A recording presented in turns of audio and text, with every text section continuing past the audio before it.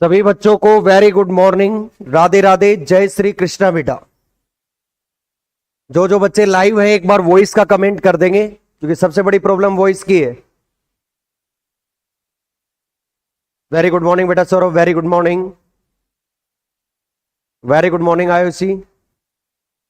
सभी को very good morning. Voice proper आ रही है ना? एक बार प्रॉपर का कमेंट कर देना भाई। चलो ठीक। तो आपने 3 लेक्चर कंप्लीट हुए हैं।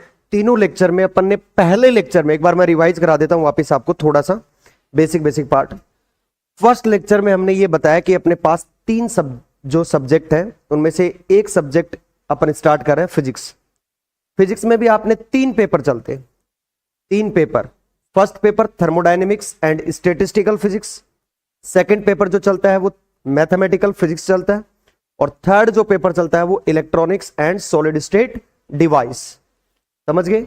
यानी उष्मागतिकी एवं सांख्यिकी की भौतिकी, दूसरा गणितीय भौतिकी, और तीसरा चलता है अपना electronic and solid state devices. Clear है? ये 3 पेपर चलते हैं। फर्स्ट पेपर कौन सा है, सेकंड पेपर कौन सा, और थर्ड पेपर कौन सा है, ये भी आपको दिमाग में पता होना चाहिए। क्लियर? फर्स्ट जो सबसे पहले अपन जो पेपर पढ़ा रहे हैं उसका नाम है electronics and solid state device. ठीक, ये मैंने लिखवा दिया था। इसमें 4 यूनिट पढ़ेंगे। पहली यूनिट पढ़ेंगे अपन, जो पहली यूनिट पढ़ेंगे उसमें 2 चैप्टर पढ़ेंगे। एक पढ़ेंगे परिपथ विश्लेषण, सर्किट एनालिसिस। जो सर्किट होता है उसका किस तरीके से उसके साथ डील किया जाता है, किरचॉफ्स लॉ किस तरीके से अप्लाई किए जाते हैं, वगैरह वगैरह वगैरह। ओम्स लॉ क्या है, वगैरह वगैरह, सब कुछ इसी में अंदर पढ़ेंगे। यानी आप बोल सकते हो कि बेसिक इंफॉर्मेशन ऑफ इलेक्ट्रॉनिक्स। यानी आपको सामान्य जो जानकारियां मिलेंगी इलेक्ट्रॉनिक्स की वो कौन से यूनिट के अंदर मिलेंगी? फर्स्ट यूनिट के अंदर। और फर्स्ट यूनिट के भी कौन से चैप्टर में? First chapter. सेकंड चैप्टर जो चलता है वो सेमीकंडक्टर चलता है, अर्धचालक।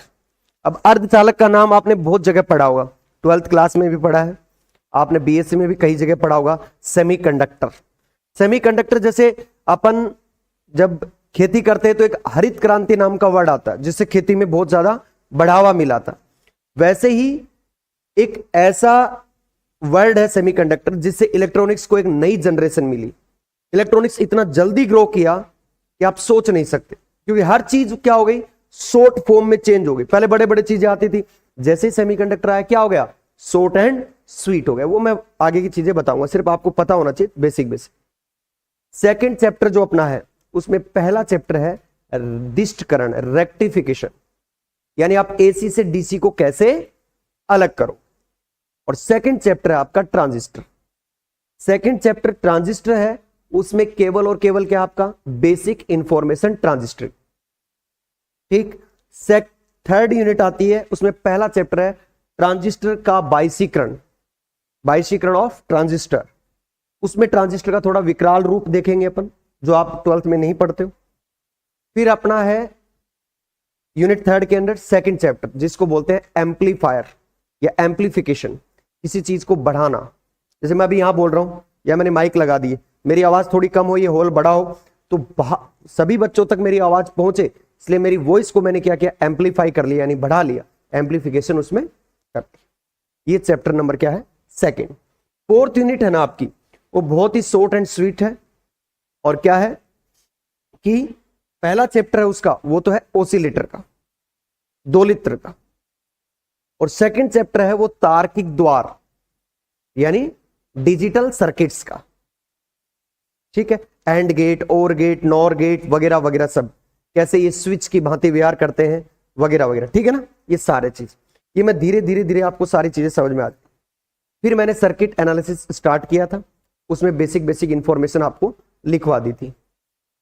तो बेसिक इंफॉर्मेशन आपको लिखवाने के बाद अपन ने क्या स्टार्ट किया था, सम इंपॉर्टेंट डेफिनेशंस, कुछ महत्वपूर्ण परिभाषाएं। जैसे अपन किसी गांव जाते हो, किसी गांव से ही होगे ना आप, या जयपुर से ही हो, प्रॉपर जयपुर में रहते हो या गांव से हो, तो मान लो आपको जयपुर आना था, तो सबसे पहले जयपुर की बस का पता किया नहीं, क्या कहां से जाती है किया, उसका पता चला कितना किराया है, वहां पे कितना रेंट रहता है पीजी का, वहां पे सरवाइव करने के लिए कितने कितने अपने को खर्चे लगेंगे, सारी चीजों का पता किया। वैसे ही अपने को इलेक्ट्रॉनिक्स पढ़ने के लिए उसकी छोटे छोटे इंफॉर्मेशन पता होनी चाहिए कि ये इंफॉर्मेशन ऐसे आई। क्लियर है? अब देखो मैं पीछे का रिवाइज नहीं करूंगा, कारण है क्योंकि हर बार रिवाइज ही करते रहेंगे, क्योंकि अब ऐसे तो 10 दिन लगातार 15 दिन लगातार बच्चे आते रहेंगे और अपन लगातार क्या करते रहेंगे, रिवाइज। तो रिवाइज में अपन क्या कर देंगे, 1 महीना निकाल देंगे, फिर लास्ट में क्या होगा, कोर्स होगा नहीं, फिर क्या देंगे अपन, रिकॉर्डेड लेक्चर, फिर क्या दोगे तुम, गालियां। ये टीचर बहुत बेकार था, इसने हमें लास्ट समय पूर्ण रूप से रिकॉर्डेड लेक्चर प्रोवाइड कराए, हम देख नहीं पाए और इसकी वजह से हमारा रिजल्ट क्या हुआ, नकारात्मक प्राप्त हुआ। इसका पूर्ण जिम्मेदार यही मास्टर है। ये जहां पे मिले इसको गोले से उड़ा दिया जाए। तो उसको साइलेंट करके आया करो मोबाइल को ना। क्लियर है? तो मैं आप है ना, 1 पेज 2 पेज छोड़ दो, तीसरे पेज के बाद 2 पेज छोड़ दो पूरे के पूरे। ठीक है, मैंने बहुत कुछ लिखवा दिया इसके अंदर। ठीक, 2 पेज छोड़ने के बाद उसमें पहली हेडिंग डाल दीजिए आप, लूप या मैश एनालिसिस। ओनली लूप डाल दीजिए आप, है ना, लूप और मैश ऐसे डाल दो, लूप और ओब्लिक डाल के मैश। और हिंदी मीडियम वाले सोनू चौधरी, गुड मॉर्निंग बेटा, गुरुदेव। अब आ जाओ, मैं सारी चीजें समझा दूंगा आपको, पीछे की तीन डेफिनेशन तो मैं समझा दूंगा, फिर आगे चलेंगे। ठीक, जहां पे भी समझ में नहीं आए 2 बार पूछ लेना। अब आओ, पहले मैं एक डायग्राम बनाता हूं। जनरल परिपथ, ये है पॉजिटिव और ये क्या है, नेगेटिव। इतना तो आपको पता ही होगा। यहां पे क्या लगा हुआ है, एक रेजिस्टेंस लगा हुआ है। यहां पे भी क्या लगा हुआ है, एक रेजिस्टेंस लगा हुआ है।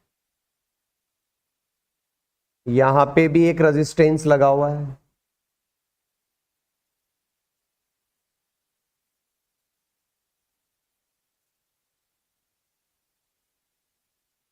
इस परिपथ से अपन सारी चीजों का एनालिसिस कर लेंगे।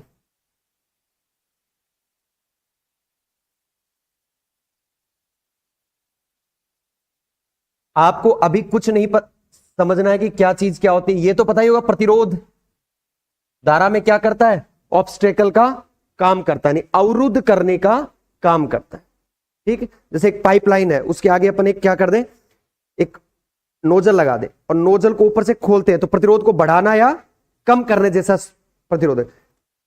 पानी जो आ रहा है, वाटर जब फ्लो है, वो क्या है, करंट। नोजल का जो सिरा है वो क्या, एक रेजिस्टेंस। अपन उसको कम करेंगे तो पानी ज्यादा आएगा, उसको और बढ़ा देंगे तो क्या हो जाएगा, पानी रुक जाएगा। तो वो क्या, एक रेजिस्टेंस की तरह बिहेव करेगा। आ जाओ, मैं इसमें क्या करता हूं बेटा, एक चीज देखना तरीके से।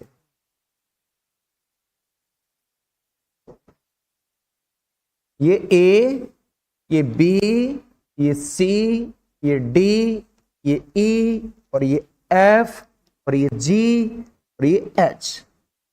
एक मैंने जनरल सर्किट लिया है, परिपथ लिया है, जो आप 11th 12th क्लास में ही पढ़ते थे। इस प्रकार के परिपथ आपके पास आते थे। ठीक, अब सबसे पहले मैंने डेफिनेशन कल वाली कौन सी लिखवाई थी, शाखा यानी ब्रांच। ठीक, जैसे एक बड़ौदा बैंक है, बड़ौदा बैंक तो बहुत बड़ा बैंक है, और आपके गांव में, जयपुर में, मेरे शहर में, या अलग अलग उसकी क्या है, ब्रांच। और ब्रांच खोलने के लिए कुछ क्या होनी चाहिए, फॉर्मलिटी, वो नियम होने जरूरी है, तभी वो ब्रांच खुलेगी। ऐसे तो है नहीं कि मेरे घर पे ब्रांच खोल ली मैंने या आपके घर पे खुलवा दी, ऐसा तो है नहीं। तो वैसे ही ब्रांच की कुछ रेस्ट्रिक्शन है, ब्रांच का कुछ नियम है, परिपथ में भी वही नियम है। डेफिनेशन में तुम्हें एक बार रिपीट कर देता हूं, आगे जाके लिख लेना आप, है ना, लेक्चर से लिख लेना या गुड़िया के नोट से। परिपथ में या जाल, इसको बोलते हैं नेटवर्क। ठीक, जैसे तुम्हारा नेटवर्क हो, 50-60 लोग हो, उसमें बहुत अच्छे लोग भी होते हैं, बुरे लोग भी होते हैं, पढ़ने वाले भी होते हैं, खराब लोग, जैसे भी XYZ, तो तुम्हारा क्या एक जाल है। तो जाल का वह भाग, यानी आप में से कोई एक पर्टिकुलर व्यक्ति जिसमें धारा का मान क्या रहे, नियत रहे, कांस्टेंट। धारा परिवर्तित नहीं होनी चाहिए। ऐसे नहीं कि जैसे देखो ये जाल का एक पार्ट है ना, ए से लेकर बी तक, इसमें मैंने बोला कि करंट क्या बह रही है, I1। तो क्या तुम्हें लग रहा है ए से बी के बीच में करंट I2 भी है? क्या बहेगी, केवल I1 क्या है, कांस्टेंट है, ए से लेके बी वाले पार्ट में। तो ए से बी पार्ट आप क्या बोलोगे, शाखा। इस जाल की क्या, एक ब्रांच, यानी नेटवर्क का वह पार्ट जिसके अंदर करंट क्या रहे, कांस्टेंट जैसा बिहेव करे वो पार्ट क्या हो जाएगा आपका, ब्रांच।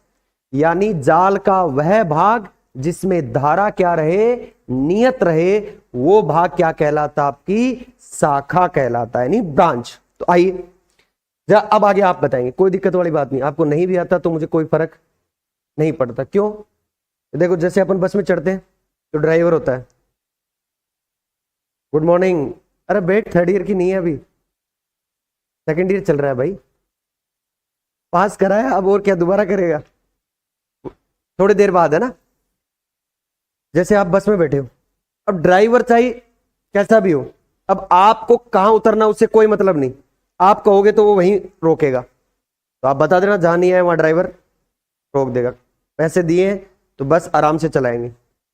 अब आओ बी से सी के बीच में, यहां से कोई भी करंट आए, पर करंट का डिवीजन होगा वो मैं आगे बताऊंगा, पर यहां से लेकर यहां तो करंट सेम ही रहेगी ना।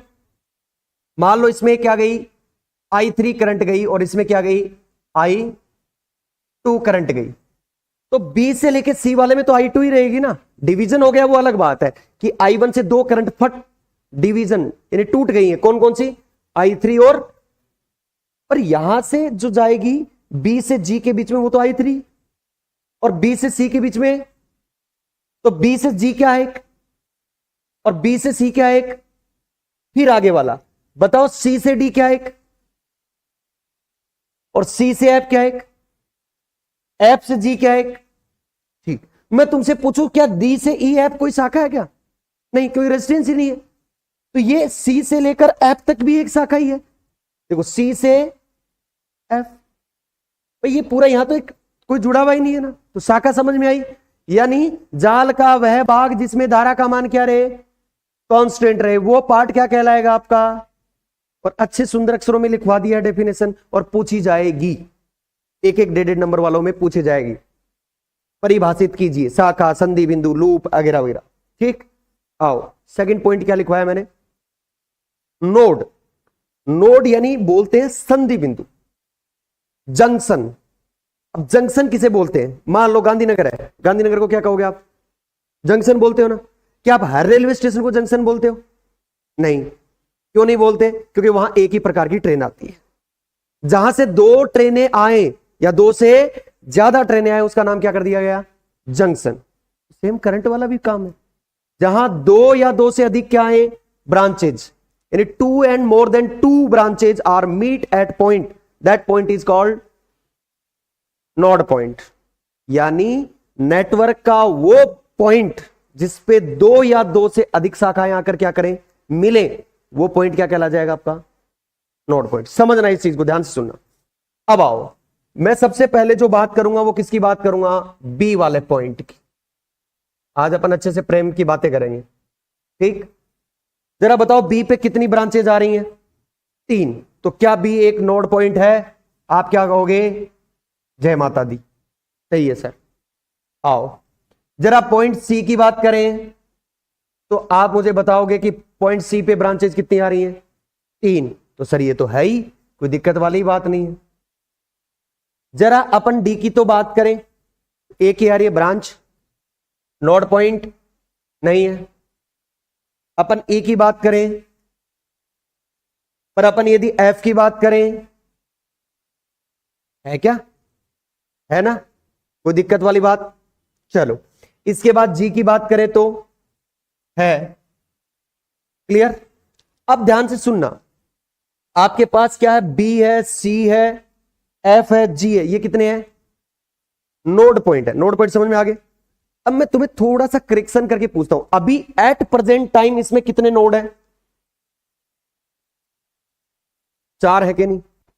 लिखवाने का काम मैं अच्छे से करता हूं, आप टेंशन मत लेना, सुंदर सुंदर अच्छे से छपाई का काम करवाऊंगा, पर छपाई का काम कराने से पहले दिमाग में बैठनी बहुत जरूरी है, पहले बोल रहा हूं। क्या हुआ, 4 नोड पॉइंट है। अब मैं तुमसे पूछूंगा, थोड़ा सा दिमाग लगाना, कोई बात नहीं है, क्योंकि देखो ऑफलाइन वालों को ऑनलाइन वाले देख नहीं रहे, इसका मतलब अपने को टेंशन है नहीं। अब मुझे नोड पॉइंट कैलकुलेट करके बताओ सारे बच्चे, कल की क्लास में थोड़ा सा मिस्टेक हुई थी मेरे से ही, एक्सेप्ट कर रहे हैं। चलो आप अब नोड पॉइंट कैलकुलेट करके बताओ मुझे कि इसमें कितने नोड पॉइंट बचे। दो तो मैंने कल बताए थे, 3 नोड पॉइंट बचे। समझ में आया कैसे? देखो ये नोड पॉइंट है, इसमें कोई दुविधा नहीं है, इसमें कोई दुविधा नहीं है, बट ये वाला कल मैंने नोड पॉइंट हटवा दिया था। बट देखो बेटा, एक ब्रांच तो ये आ रही और एक ब्रांच ये भी तो है पूरी, मैंने उसमें कल ध्यान नहीं दिया। ठीक, तो ये भी क्या है, एक नोड पॉइंट। तो नोड पॉइंट कितने बचे? 3। बात समझ में आई कि नहीं आई? यानी नोड और ब्रांच के बारे में समझ में आया।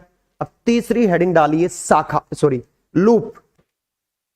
तीसरी डालेंगे लूप।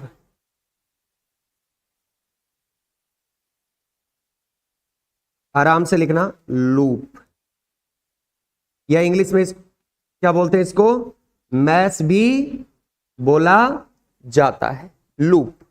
अब ध्यान से सुनिए, लूप क्या होता है? धारा का बंद पथ क्या कहलाएगा आपका? लूप। तो इस सर्किट में मुझे बंद पथ बताओ कि जरा लूप कौन कौन से हैं, जरा देख चेक करना, लिखवाने का काम करूंगा। क्या आपकी current A B G H A, वापिस ए पे, यानी क्लोज्ड होना चाहिए। ए बी जी एच ए क्या है? तो मैं यहां क्या लिखूं, जैसे, जैसे ए बी जी एच ए क्या है? लूप। सेकंड लूप की बात करेंगे, आओ। क्या आपका B C F G B भी एक लूप है? चलो, तो सेकंड लूप कौन सा हुआ? बी सी एफ है क्या? एफ जी बी एक लूप है। फिर मेरे लूप आपसे पूछो तो लूप कौन सा और आगे वाला? सी डी ई एफ सी, तो बताओ जरा कौन सा है? C D E F C. क्या इसमें और भी लूप है? और भी है। क्या क्लोज्ड पाथ ये नहीं है क्या? A B C F G H A, ये भी तो एक क्लोज्ड पाथ है। तो क्या लिखोगे यहां? ए बी सी, ठीक है, जस्ट नीचे क्या है? एफ है क्या? F G H A, dot dot dot dot dot E T C. बहुत सारे लूप होंगे। बात समझ में आ गई आप कि लूप क्या है? कंफर्म है डेफिनेशन में? आगे जाके नहीं बताऊंगा कि मैं कहूंगा ये लूप है तो आपको क्या करना पड़ेगा? मानना पड़ेगा, ना चाहते हुए भी। नहीं आता तो भी कोई ऑप्शन नहीं है, क्या पता मास्टर ने बताया होगा पहले, अब हमारे याद नहीं। आप तो ये सोचोगे। चलो, तो हेडिंग डाल लो लूप। और ऑनलाइन वाले बच्चे, कोई कमेंट है तो बता दो, पहले लिखो, पहले हिंदी मीडियम वाले लिखो, इन्वर्टेड कोमा चालू करके लिखो, धारा। ध्यान दे रहा हूं ऑनलाइन वालों पे पूरा, फटफटाहट मत करे। 4 क्लास नहीं होगी तो फटफटाहट चालू कर देता। फर्स्ट ईयर में भी तूने फटफटाहट की, इसलिए तेरे 5% कम आए। अब इस बार करेगा तो कितने आएंगे? 10। और यदि फटफटाहट नहीं करेगा तो 10 बढ़ेंगे। चलो, धारा के बंद पथ को लूप या पास कहा जाता है। धारा के बंद पथ को लूप या पास कहा जाता है। धारा के बंद पथ को लूप या पास कहा जाता है। इंग्लिश मीडियम वाला डालो हेडिंग लूप, आप हिंदी मीडियम से हो? नीचे लिखो जैसे। डायग्राम नहीं बनाना है, डायग्राम मैंने पहले ही बनवा दिया था, तीनों डेफिनेशंस के ऊपर ही बनवा दिया था। अभी एग्जांपल लिख लो हिंदी मीडियम, लिखो इंग्लिश में लूप लिखो, closed path of current, closed path of current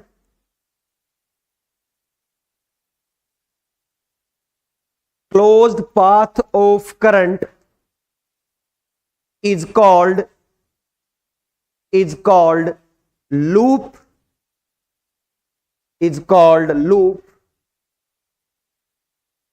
Example A B G H A dot dot dot, ये सारे लिख लो ETC।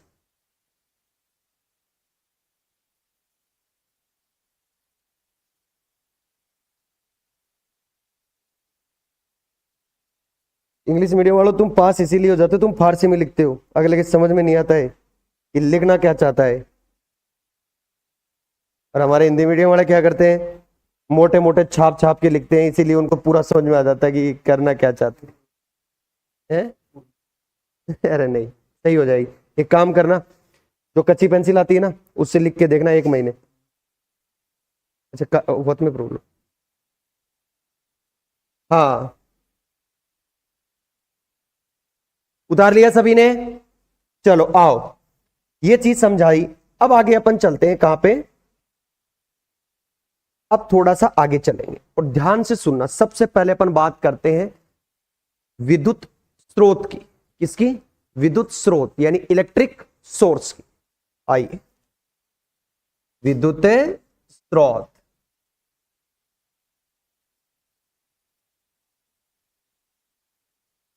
विद्युत स्रोत यानी इलेक्ट्रिक सोर्स। इलेक्ट्रिक सोर्स आपके पास दो टाइप के होंगे। There are two types of electric source. अब इलेक्ट्रिक सोर्स दो टाइप के कौन कौन से होते हैं देखिए। एक तो होता अपना धारा स्रोत, आगे जाके काम में लेंगे इनको, ठीक है ना, छोटी छोटी चीजों को नहीं समझ में आया वहां बता देना। एक तो होता है धारा, पहले इसको लिखना ना, एक तो होता है धारा स्रोत और एक कौन सा होता है, वोल्टेज सोर्स, ठीक है ना। एक तो करंट सोर्स और एक होता है वोल्टेज सोर्स।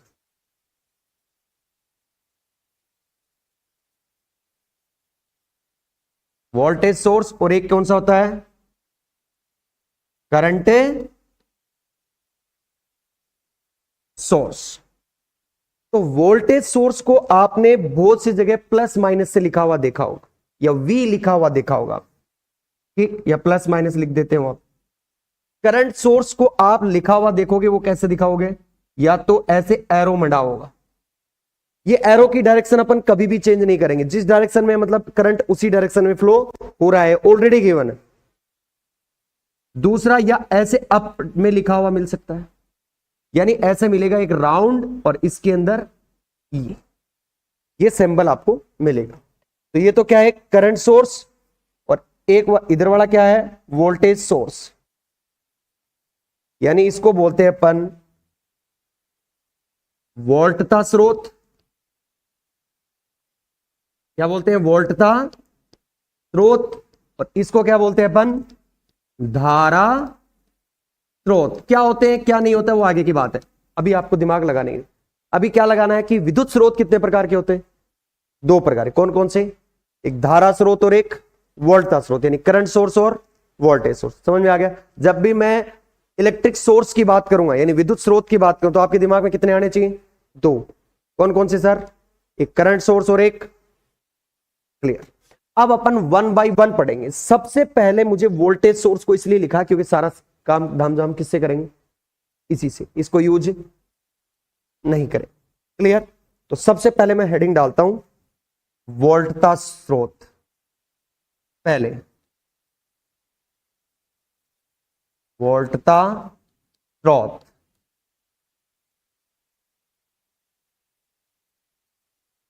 वोल्टेज सोर्स, ये लो। पहले तो नीचे नीचे क्या करो, एक चार्ट बनाओ, ऊपर ही ऊपर लिखो इलेक्ट्रिक सोर्स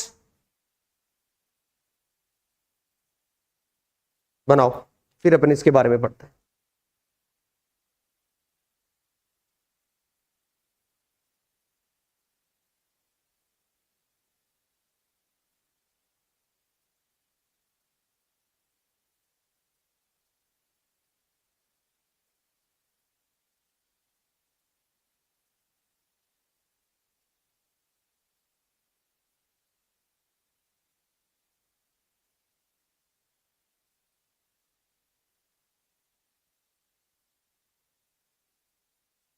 कुछ दिन थोड़ा धीरे धीरे चलेंगे, फिर स्पीड पकड़ लेंगे। संडे का कोई ऑफ नहीं होगा, पहले बोल रहा हूं। किसी भी क्लासेस का ऑफ हो जाएगा, मुझे कोई मतलब नहीं है। आप ऐसे कहो सर आज मैथ की क्लास नहीं है, संडे के दिन हम नहीं आएंगे, मत आओ, मुझे कोई फर्क नहीं पड़ता। मुझे 20 जनवरी से पहले क्या करवाना है, कोर्स 5 ईयर सॉल्यूशन, आपके 5-5 टेस्ट पेपर लेने। उसके बाद भी यदि आपका रिजल्ट नेगेटिव रहता है तो उसके जिम्मेदार कौन होंगे? केवल और केवल आप। उसमें मेरा किसी भी प्रकार की कोई भागीदारी नहीं होगी। समझ गए? चलो, तो पहले हेडिंग डालो वोल्टता स्रोत, और इसमें लिखो, फर्स्ट लाइन लिखो, हिंदी मीडियम वाली को, वोल्टता स्रोत परिपथ को विभवांतर प्रदान करते हैं। वोल्टता स्रोत परिपथ को विभवांतर प्रदान करते हैं, यानी वोल्टेज डिफरेंस देते हैं उसको। यदि आपने देखा हो, मैं आपको कहूं 5 वोल्ट, तो 5 वोल्ट का कोई मीनिंग नहीं होता। आप जब बैटरी में 5 वोल्ट दिखाते हो ना, तो आप ऐसे दिखाते हो, ये जरूरी नहीं है। आप +5 पूरा इस पे दिखा देते हो और इसको 0 कंसिडर। तो डिफरेंस है 5 - 0 वाला। जब तक डिफरेंस पैदा नहीं होगा तब तक इलेक्ट्रिक सर्किट का कोई मतलब नहीं है। 5 वोल्ट अकेले का कोई मतलब नहीं है। तो वोल्टेज सोर्स यानी वोल्टता स्रोत परिपथ को क्या देते हैं? विभवांतर। एग्जाम्पल में लिखो बैटरी, उदाहरण बैटरी।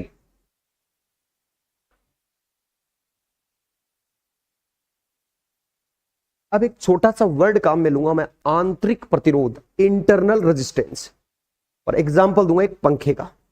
पंखा चल रहा है, पंखा चल कहां से रहा है? यहां से इसको आउटपुट मिल रहा है, इनपुट मिल रहा है, वहां आउटपुट। इनपुट से आउटपुट के बीच में जो भी प्रतिरोध है, वोल्टेज ड्रॉप तो हो रहा है ना, जो जितना भी प्रतिरोध है वो क्या हो रहा है?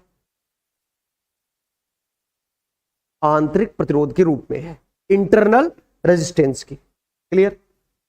समझ गए हो ना? मतलब इनपुट से आउटपुट के बीच में जितना भी उसको मिला के क्या बोल देते हैं अपन? आंतरिक प्रतिरोध। और भी बताऊंगा आगे जाके। अब वोल्टेज सोर्स को आंतरिक प्रतिरोध पे ही डिवाइड किया गया है 2 भागों में। तो नीचे एक एरो डाल के लाइन लिखो, आंतरिक प्रतिरोध के आधार पर वोल्टता स्रोत को या वोल्टता स्रोत के 2 प्रकार होते हैं। आंतरिक प्रतिरोध के आधार पर, आंतरिक प्रतिरोध के आधार पर वोल्टता स्रोत के 2 प्रकार होते हैं।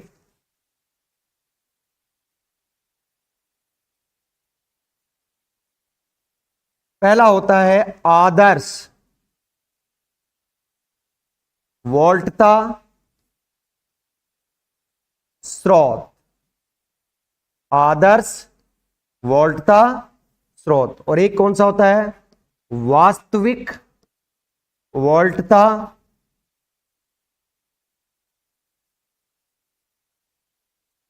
स्रोत। इनके बारे में अब आगे पढ़ेंगे। आदर्श क्या होता है और वास्तविक क्या होता है? एक को बोलते हैं आइडियल और दूसरे को क्या बोलते हैं? रियल। ठीक है, आइडियल और रियल। अब इंग्लिश मीडियम वाले हेडिंग डालो और हिंदी मीडियम वाले दोनों उतार लो फटाफट। इंग्लिश मीडियम वाले हेडिंग डालेंगे, लिखो voltage source. Voltage source provide, voltage source provide voltage difference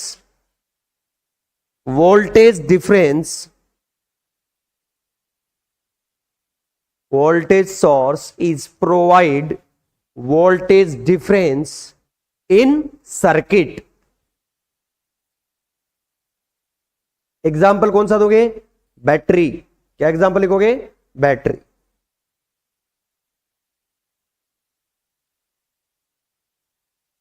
clear? हाँ, नीचे लिखो, there are 2 types of voltage source.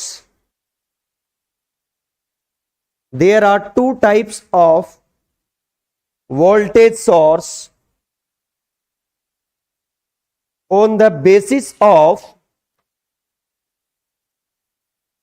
on the basis of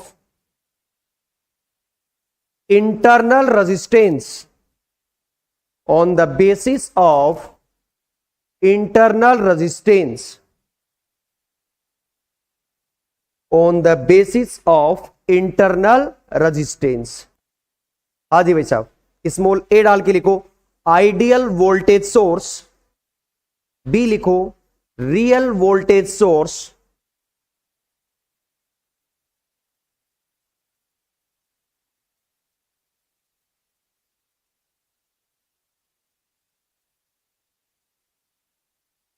लिख लिए दोनों, पहली हेडिंग डाल के छोड़ दो, डालो आइडियल वोल्टेज सोर्स, आदर्श वोल्टता स्रोत।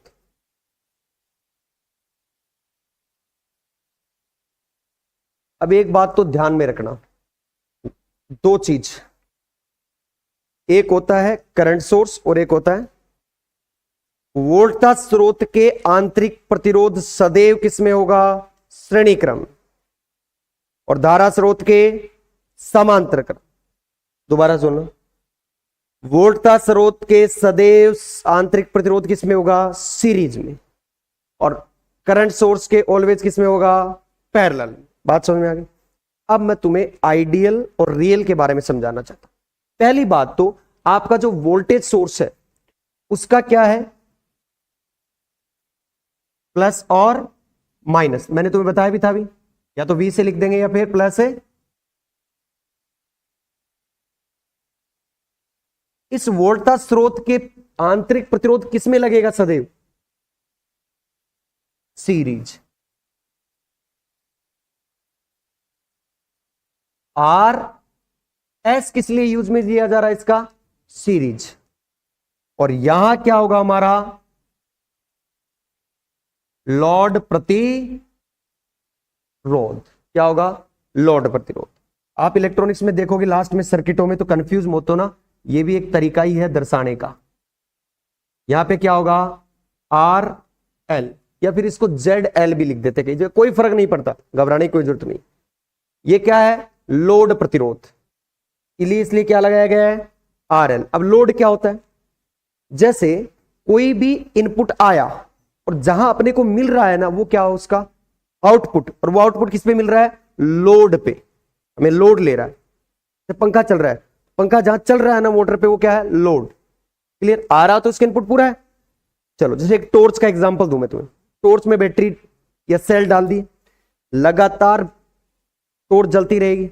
और देखना होगा क्या कि एक दिन ऐसा आएगा जिस दिन टॉर्च एकदम थोड़ा सा कम होगी और कम होने के बाद बंद हो जाए, क्योंकि बैटरी क्या होगी, डिस हो गई यानी सेल। तो आपने ये पढ़ा होगा V = IR। तो मैंने बोला कि पहले उसकी करंट थी 4 और रेजिस्टेंस था 1, तो वोल्टेज कितना मिल रहा था। फिर मैंने कहा करंट थोड़ी सी कम हो गई 2 और रेजिस्टेंस बढ़ेगा, क्योंकि भाई बैटरी डिस हो रही है, तो 2, तो अभी वोल्टेज कितना आ रहा है, फिर 4 इंटू, तब भी 4, पर लास्ट वाला दिन क्या हो जाएगा, ये 0 × 4, तो क्या हो जाएगा 0। समझ रहे हो मेरी बात। तो अपन बात कर रहे हैं लोड वोल्टेज सोर्स की, तो ये तो सीरीज में आएगा सदैव, और ये होगा लोड रेजिस्टेंस। अब गांव में कुछ लोग होते हैं जिन्हें आदर्श माना जाता है, गांव की बात नहीं मानो, विवेकानंद मान लो, बहुत अच्छे अच्छे लोग हुए जिनको अपन आदर्श मानते। तो अपन आदर्श में क्या चीज ढूंढते कि उसमें किसी भी प्रकार की कोई कमी नहीं होती। बाकी तो सब में कमियां हैं ही, चाहे कोई भी हो, थोड़ी बहुत कमियां सब में मिलती हैं, चाहे मैं हो कोई हो, दुनिया की कोई ऐसी चीज नहीं जिसमें कमियां नहीं। बट अपन एक रेफरेंस के लिए आदर्श प्रकार की कोई चीज होती ही नहीं है, क्योंकि सब में कुछ ना कुछ गलतियां बनी है। भगवान से ही गलती हो सकती है, तो अपन तो चीज ही क्या। तो दूसरी बात यह है कि आदर्श और रियल शब्द को इसलिए डिफरेंस किया कि अपन एक रेफरेंस सेट कर लिया कि उसमें सभी प्रकार की चीजें उपलब्ध है, तो वो आदर्श हो गया, जो नहीं है वो तो है ही वास्तविक है। तो ये मान लो यहां पे 4 वोल्ट है, तो यदि ये पूरा का पूरा 4 वोल्ट लोड पे मिल जाए तो ये सर्किट कैसा हो जाएगा, ये वोल्टता स्रोत कैसा हो जाएगा, आदर्श वोल्टता स्रोत। जैसे आपने लैब में गए हो आप कॉलेज की, वहां जैसे वोल्ट मीटर पड़े होंगे, एमीटर पड़े होंगे, तो सेल आता है ना, सेल उसमें 4 वोल्ट लिखा हुआ है, 5 वोल्ट लिखा, उसे वोल्ट मीटर से माप के देखना कितना दिखाएगा, 4.5। क्यों, क्योंकि उसके जो तार है उसका क्या है, इंटरनल रेजिस्टेंस, उस पर वोल्टेज ड्रॉप होगी, तो 5 में से कुछ घटके वोल्ट मीटर में आएगा। तो ऐसा संभव ही नहीं है कि उसका आंतरिक प्रतिरोध 0 हो जाए। और यहां 4 का 4 पहुंचे, वो कब संभव है, जब ये क्या रहे, यदि ये रहा तो वोल्टेज ड्रॉप होगी, होगी तो यहां पे पूरी वोल्टेज नहीं पहुंचे पाएगी। बात समझ में आएगी ना? ईमानदारी से बताना, पक्का? तो यदि मैं इसको 0 कर दूं तो ये क्या कहलाएगा आपका? आदर्श वोल्टता स्रोत। यानी वोल्टता स्रोत के श्रेणी क्रम में लगा हुआ प्रतिरोध का मान शून्य हो जाए तो वो वोल्टता स्रोत क्या कहलाएगा आपका? आदर्श वोल्टता स्रोत। कोई दिक्कत है तो बताओ। इसको आपकी बुक में कुछ ऐसा भी लिखा होगा, वो तो क्या है, एग्जाम्पल के रूप में दिखाया गया, पर आप घबराना मत। जो मैंने आपको जो सर्किट बताया ना, काम में कौन सा लेना है? यही लेना है। काम में कौन सा लेना है? जो मैंने आपको बताया है, RS। ये भी बना हुआ मिल जाएगा, पर आपको इससे कोई मतलब नहीं है। ज्ञान की बात करते हैं कई मास्टर, करने दो, तुम्हें कोई मतलब। काम कौन सा आएगा? ये तो अपने को इसी से मतलब। इसमें आओ, तो ऐसे मत करना कि सर ने वो डायग्राम नहीं बनवाया हुआ। मैंने बता दिया है तुम्हें कि ये डायग्राम भी होता है, इसको मैं आगे बता दूंगा तुम्हें। अब पहली हेडिंग डाल के रखिए ना, आदर्श वोल्टता। तो खुद बताओ आदर्श वोल्टता स्रोत क्या होंगे? वे वोल्टता स्रोत जिनके श्रेणी क्रम में लगा हुआ प्रतिरोध का मान क्या हो जाए? शून्य हो जाए, और हमें पूरा का पूरा आउटपुट कहां मिल जाए? लोड पे। तो ये क्या है? आदर्श। क्लियर? यानी वोल्टेज सोर्स के जो सीरीज में लगा हुआ रेजिस्टेंस की वैल्यू 0 हो जाए तो दोज वोल्टेज सोर्स क्या कहलाएंगे आपके? Ideal voltage source. Hindi medium वाले लिखो आइडियल, सॉरी इंग्लिश मीडियम वाले लिख दो पहले। आइडियल वोल्टेज सोर्स में लिखो, देखो, voltage source having zero series, voltage source having zero series internal, having zero series internal resistance is called ideal voltage source, is called ideal voltage source,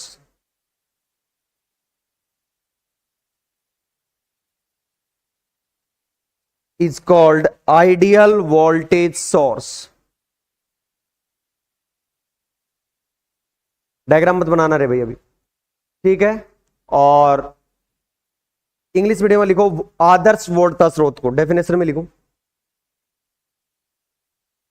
वह वोल्टता स्रोत जिसके श्रेणी क्रम में, वह वोल्टता स्रोत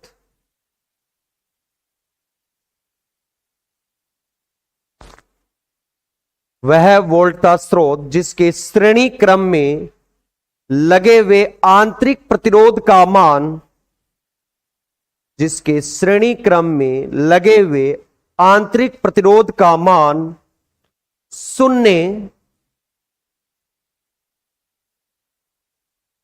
आंतरिक प्रतिरोध का मान शून्य हो, शून्य हो, नीचे वाली कोमा लगाना, नीचे वाली। ऐसे वोल्टता स्रोत को, ऐसे वोल्टता स्रोत को आदर्श वोल्टता स्रोत कहते हैं। ऐसे वोल्टता स्रोत को आदर्श वोल्टता स्रोत कहते हैं। आओ,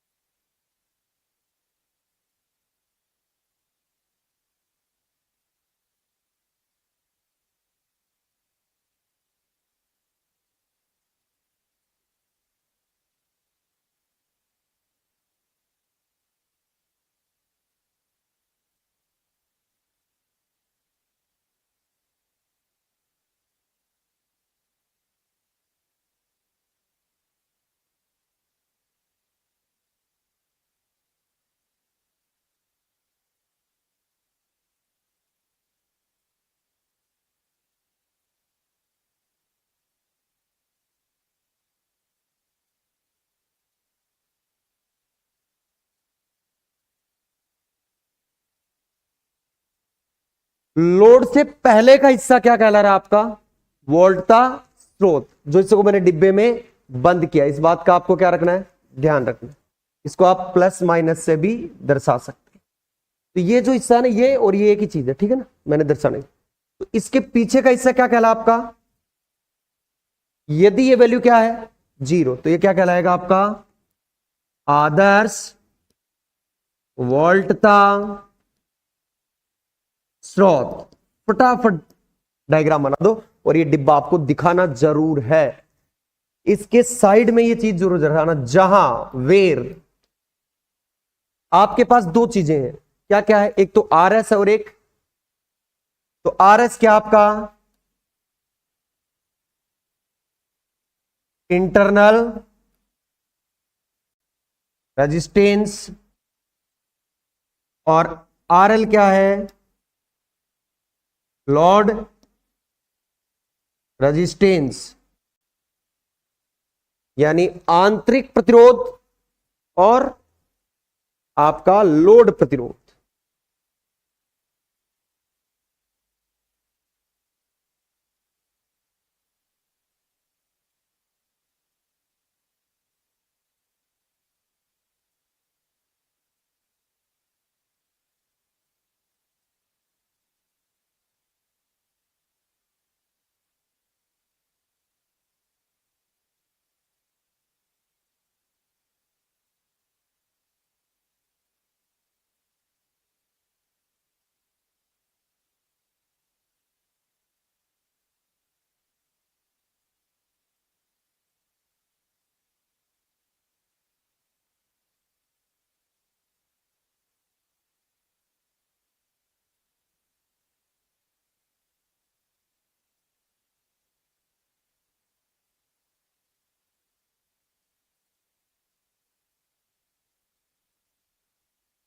उतार लिया।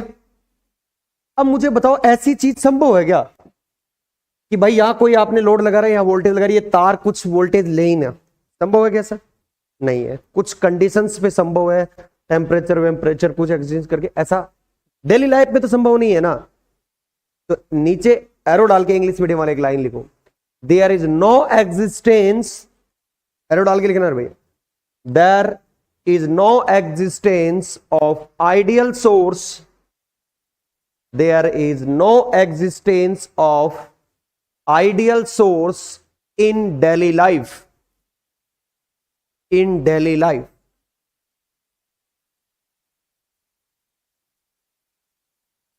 हिंदी में ना लिखो, आदर्श वोल्टता स्रोत दैनिक जीवन में संभव नहीं है,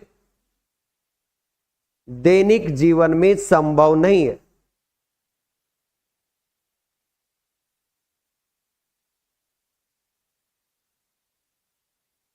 ये लो भाई साहब, यदि आर एस की वैल्यू 0 के बराबर नहीं हो, तो 0 के बराबर नहीं हो इसका मतलब कुछ ना कुछ फाइनाइट वैल्यू होगी, यानी निश्चित मान होगा। निश्चित मान होगा तो वोल्टेज ड्रॉप होगा, और वहां 5 वोल्ट नहीं पहुंचेगा, और नहीं पहुंचेगा ये तो अपन कह ही रहे हैं नहीं पहुंचेगा, तो ये तो वास्तविक बात है। तो ये क्या है, रियल वोल्टेज सोर्स। तो डाल के हेडिंग लिखो इंग्लिश मीडियम वाले, स्मॉल बी, लिखो real voltage source.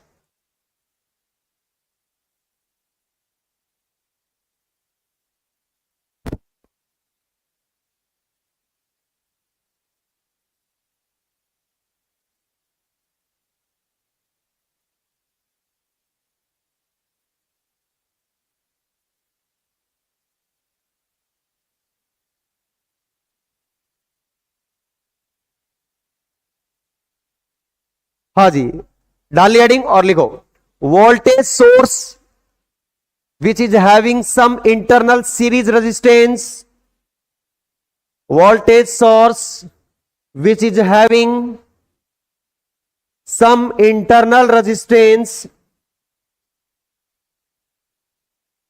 some internal resistance,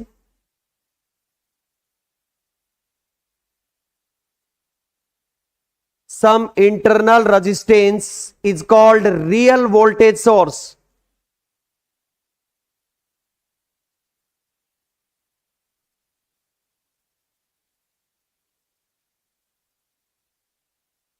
real voltage source. Diagram बनाओ भाई, इंग्लिश मीडियम वाले, हिंदी मीडियम वाले लिखो डायग्राम बनाना। लिखो वास्तविक स्रोत, वास्तविक वोल्ट का स्रोत हेडिंग डालना। ऊपर आ जाओ रे, जो भी है थर्ड ईयर वाले पीछे बैठ जाओ। वास्तविक वोल्ट का स्रोत लिखो। वह वोल्ट का स्रोत, वह वोल्ट का स्रोत जिसमें श्रेणी क्रम में लगे आंतरिक प्रतिरोध का मान, जिसमें श्रेणी क्रम में लगे आंतरिक प्रतिरोध का मान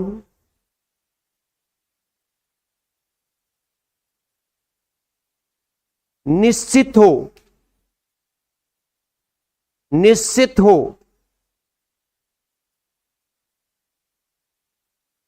ब्रैकेट में लिखो शून्य नहीं हो, ब्रैकेट डाल के लिखना शून्य नहीं हो, ब्रैकेट बंद,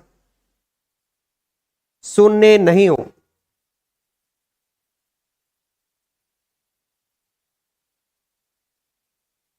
नीचे वाली कॉमा वास्तविक वोल्टता स्रोत कहलाता, नीचे वाली कॉमा वास्तविक वोल्टता स्रोत कहलाता है।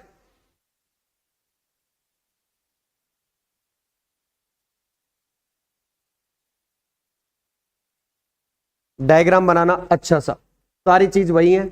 इसको लिखना जहां आर एस आंतरिक प्रतिरोध, आर एल लोड प्रतिरोध, और नीचे इंग्लिश मीडियम वाले एक हेडिंग वो एरो जो उसमें लिखवाया था वो का वो एरो लिखो। लिखो रियल या ओब्लिक डाल के लिखो practical voltage source is used in daily life, is used in daily life। Hindi medium में बना लिया डायग्राम। इसमें R S not equals to 0 है और आर एस का कुछ ना कुछ निश्चित है मानो। हाँ, नीचे हेडिंग लाइन लिखो वास्तविक वोल्टता स्रोत, वास्तविक वोल्टता स्रोत नीचे वाली कोमा दैनिक जीवन में उपयोग में लिए जाते हैं, दैनिक जीवन में उपयोग में लिए जाते हैं। अब ये तो क्या था दूसरे वाला, अब हेडिंग डालो धारा स्रोत,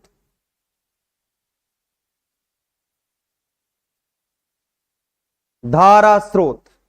अब वोल्ट का स्रोत जैसा नाम परिपथ को क्या प्रोवाइड कर रहा था, विभवांतर, ठीक है, वोल्टेज डिफरेंस।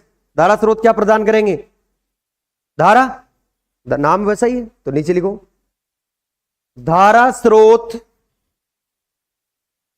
धारा स्रोत परिपथ को धारा प्रदान करते हैं, धारा स्रोत परिपथ को धारा प्रदान करते हैं।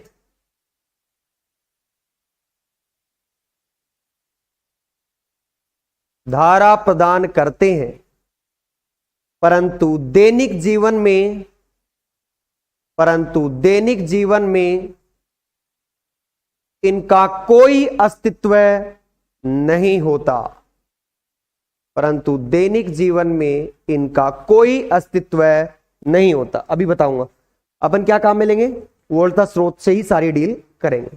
क्लियर। इंग्लिश मीडियम वाले लिखो करंट सोर्स के अंदर लिखो current source provide current in the circuit, current source provide current in the circuit, but there is no existence of, but there is no existence of current source in daily life, but there is no existence of current source in daily life।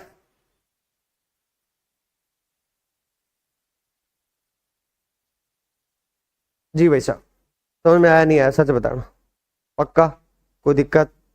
कोई गीला शिकवा हो तो बता देना। पक्का? नाम बता दो आपका। आपका क्या नाम है? गौरव। जीतू? जीतू दादा? हाँ, अच्छा जीतू ही। शोभित आपका? वंदना। चलो, गौरव, जीतू दादा, शोभित और वंदना।